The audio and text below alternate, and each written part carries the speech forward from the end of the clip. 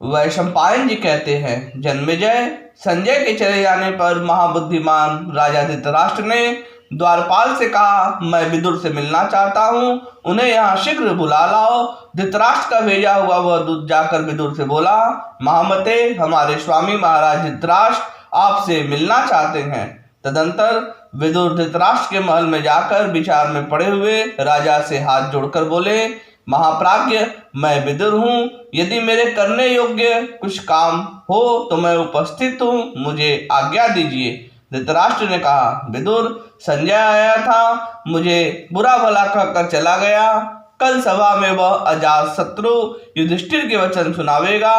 आज मैं उस कुरुवीर युधिष्ठिर की बात न जान सका, यही मेरे अंगों को जला रहा है और इसी ने मुझे अब तक जगा रखा है। तात, मैं चिंता से जलता हुआ अभी तक जग रहा हूँ। मेरे लिए जो कल्याण की बात समझो वह कहो, क्योंकि तुम धर्म और अर्थ के ज्ञान में निपुण हो।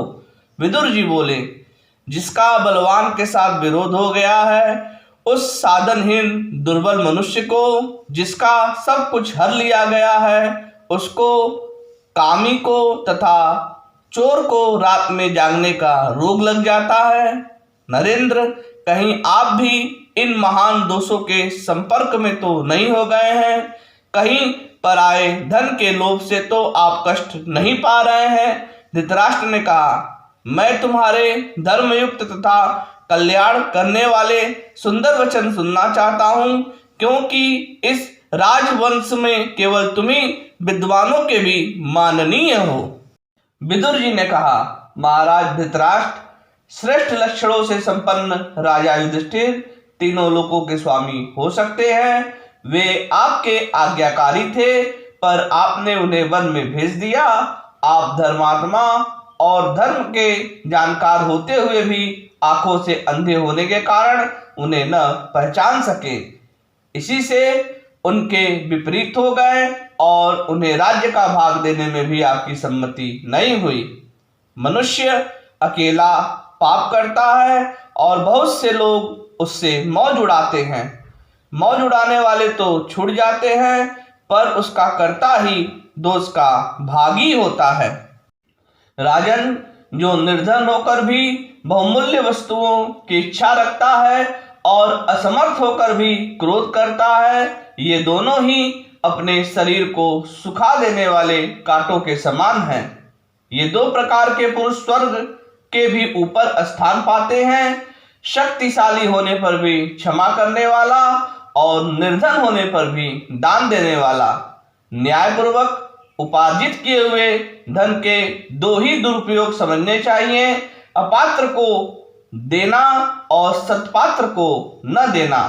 जो धनहीन होने पर भी दान न दे और दरिद्र होने पर भी कष्ट न सह सके, इन दो प्रकार के मनुष्यों को गले में पत्थर बांधकर पानी में डुबो देना चाहिए। भक्त, सेवक तथा मैं आपका हूँ ऐसा कहने वाले इन तीन प्रकार के शरणागत मनुष्यों को संकट पड़ने पर भी नहीं छोड़ना चाहिए। भरतश्रेष्ठ, पिता, माता, अग्नि, आत्मा और गुरु, मनुष्य को इन पांच अग्नियों की बड़े यत्न से सेवा करनी चाहिए। देवता, पितर, मनुष्य, सन्यासी और अतिथि, इन पांचों की पूजा करने वाला मनुष्य शुद्ध यश प्राप्त करता है। उन्नति चाहने वाले पुरुष को निद्रा, ऊंघाना, डर, क्रोध, आलस्य और दीर्घ सुत्रा, जल्दी हो जाने वाले काम में अधिक देर लगाने की आदत, इन 6 दुर्गुणों को त्याग देना चाहिए।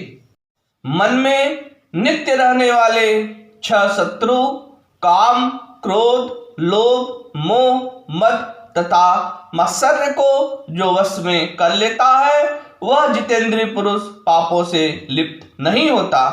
निरोगी रहना, ऋणी न होना, परदेश में न रहना, अच्छे लोगों के साथ मेल होना, अपनी वृत्ति से जीविका चलाना और निडर होकर रहना, राजन, ये 6 मनुष्य के सुख के कारण होते हैं।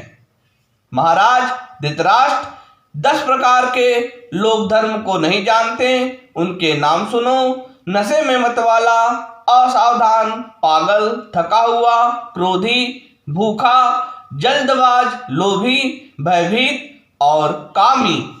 जो दान, होम, देव पूजन, मांगलिक कार्य, प्रायश्चित तथा अनेक प्रकार के लौकिक आचार, इन नित्य किए हुए जानने योग्य कर्मों को करता है, देवता लोग उसके अभ्युदय की सिद्धि करते हैं।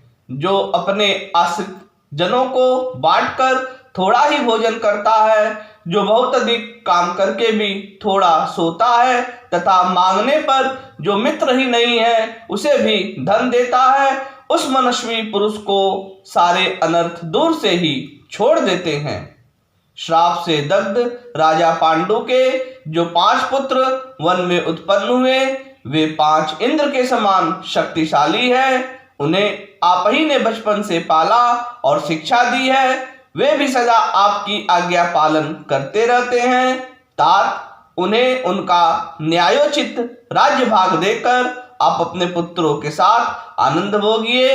नरेंद्र, ऐसा करने पर आप देवता तथा मनुष्यों की टीका टिप्पणी के विषय नहीं रह जाएंगे।